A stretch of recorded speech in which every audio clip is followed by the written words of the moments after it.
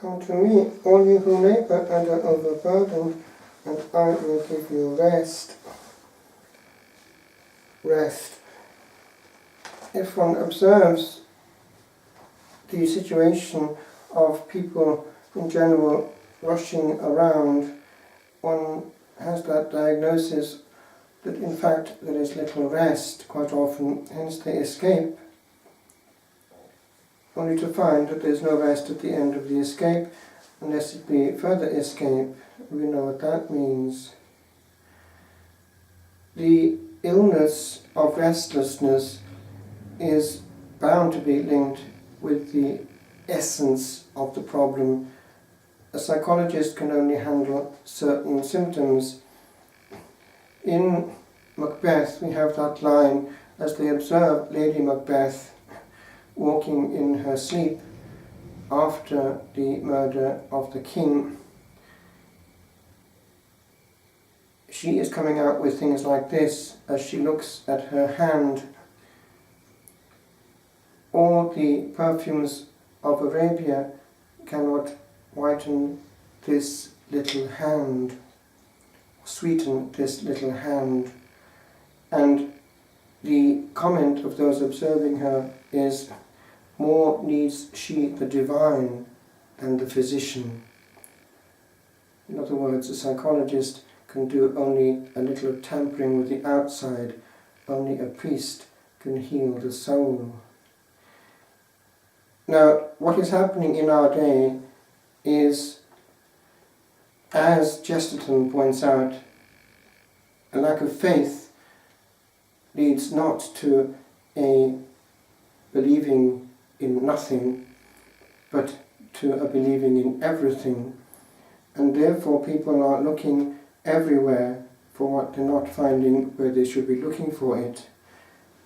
These statistics, which are already pretty ancient, because this book is not of today, are quite hair-raising. People looking for rest in dangerous corners of the universe. How many people, the author says, her name is Basilea Schling, she'd be a Lutheran nun, including those who call themselves believers, have come under demonic influence by dabbling in what they consider to be harmless activities. Nowadays, she says, the number is escalating. Incredible though it may seem, records at the Inland Revenue Department in West Germany show that at the time of writing there are twice as many registered sorcerers, palmists and fortune tellers, and how many unregistered ones are there, as ministers, that's a German thing coming into translation erroneously, than ministers and priests in this country. In Paris, she goes on, there is one sorcerer for every 120 citizens, whereas one doctor for every 520 citizens, and one clergyman for every 5,000 citizens. It is not surprising that even among believers, an alarming percentage have dealings with the occult. And she goes on, such people can find no inner peace. Now, people, when they're in dire straits, will turn to anything when pushed against the wall. Some will try even this card. This story she tells, and it's again not of today, it goes right back to pre-war years. And she tells this story as it comes to her. There is an account about a man who had turned to Satan for help. During an evangelistic crusade, this demon-oppressed man told his story in the presence of the pastor, a church leader, and his cousin. It was in the year 1935. He wanted to marry. Neither he nor his fiancée could meet the expense of a room. In a tavern, an acquaintance advised him, make a contract with the devil, asking him for 500 marks, and write it with your own blood.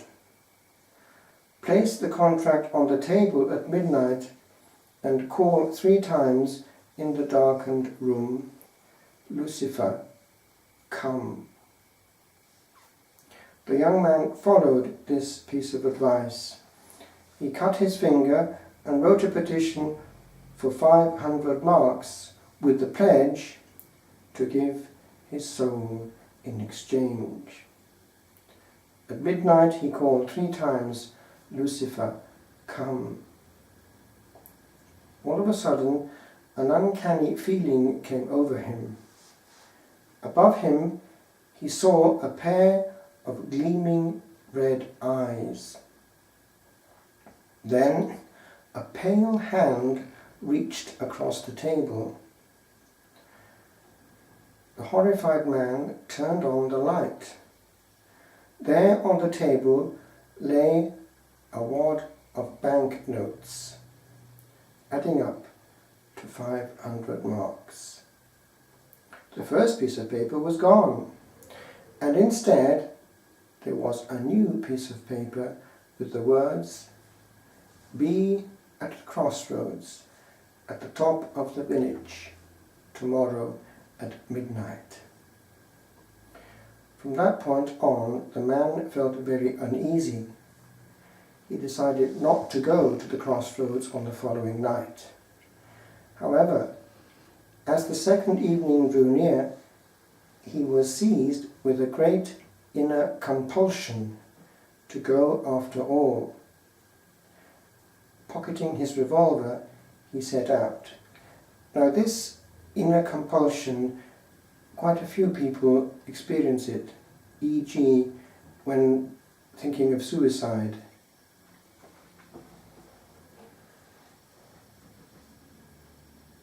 At the crossroads, he saw a hideous figure, half man, half beast.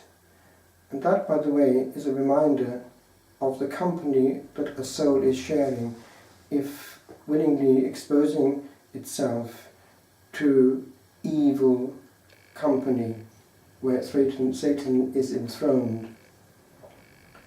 And they are more frequent than one thinks. Ugliness is a reflection of this person. Hence it is that when even young people choose ugliness as their hallmark, disfiguring the beauty of creation in their own person, they are under the influence of this ugly, ugly beast. Without realizing it, they're playing his game. He fixed all the cartridges or rather he fired them in its direction, which then disappeared before his eyes. For the man himself, the most puzzling part was that he still had the 500 marks, and no one came to demand the money back, saying the whole thing was a joke. He paid for the room and got married, but he could never shake off the uneasiness he felt since receiving the money. There were often times when he had the feeling that he was being pursued by the Furies. He began to have a haunted look about him. Now, if one observes now the number of people around with a haunted look, one asks secretly why. His face became lined and his hair turned white. At the age of 43, when he made his confession, he looked like a 70-year-old. During the confession, which lasted 2.5 hours, the 4 men were startled from time to time by tapping on the window.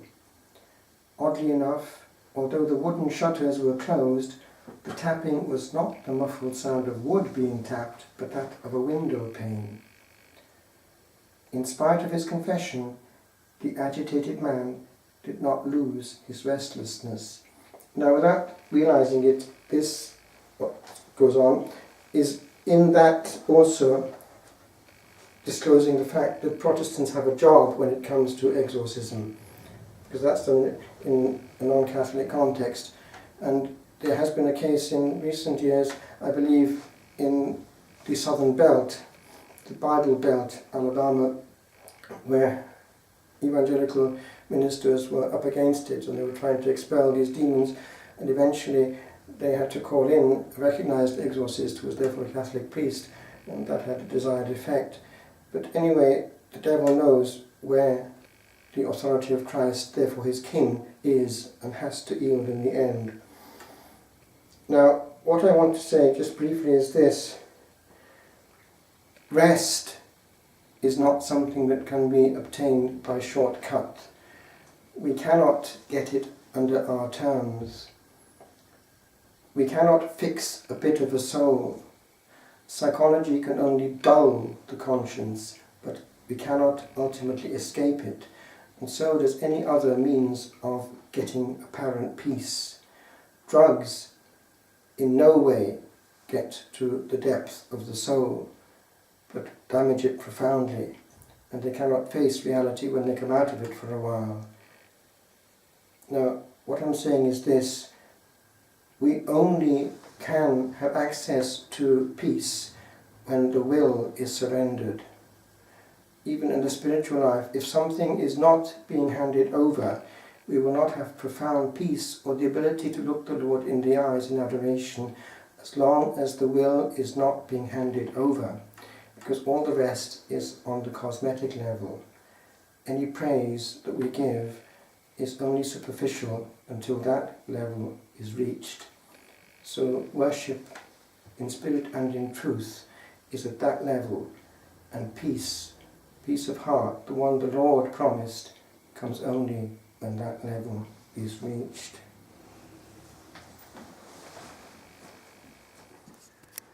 O Jesus Christ, remember when thou shalt come again upon the clouds of heaven with all thy shining train, when every eye shall see thee in deity revealed.